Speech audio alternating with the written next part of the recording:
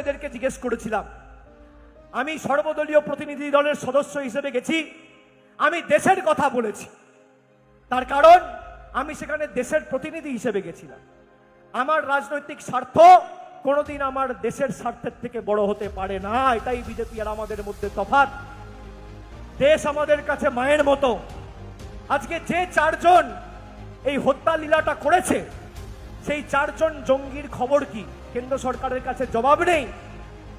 যার অপদার্থতার কারণেই হত্যা লীলা হয়েছে, সেই আইবি চিফকে কেন তার মেয়াদ বৃদ্ধি করা হয়েছে? কেন্দ্র সরকারের কাছে জবাব নেই। আমরা পাকিস্তানি অকুপাইড কাশ্মীর কেন দখল করছি না, কেন পাকিস্তানের থেকে ছিনিয়ে নিচ্ছি না? কেন্দ্র সরকারের কাছে জবাব নেই। 33টা দেশে আমাদের প্রতিনিধি দল গেছে, এই 33টা দেশের মধ্যে কটা দেশ প্রকাশ্যে আমাদের সমর্থন জানিয়েছে? কেন্দ্র সরকারের কাছে জবাব নেই। গত 11 বছরে 2,05,000 কোটি টাকা বিদেশ মন্ত্রক খালি বিদেশ নীতিতে খরচা করেছে। কত টাকা? 2,05,000 কোটি টাকা। এই টাকা আপনার টাকা, আমার টাকা, আমাদের করের টাকা। এই টাকা খরচা করে কেন এই 180-90টা দেশের মধ্যে 10টা দেশও প্রকাশ্যে এসে বলছে না যে আমরা ভারতকে সমর্থন করি?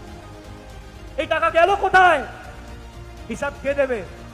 যারা নিজেদের পাহারাদার, চৌকিদার এইসব বলে দাবি করত, এই হিসেব দেওয়ার দায়িত্ব কার?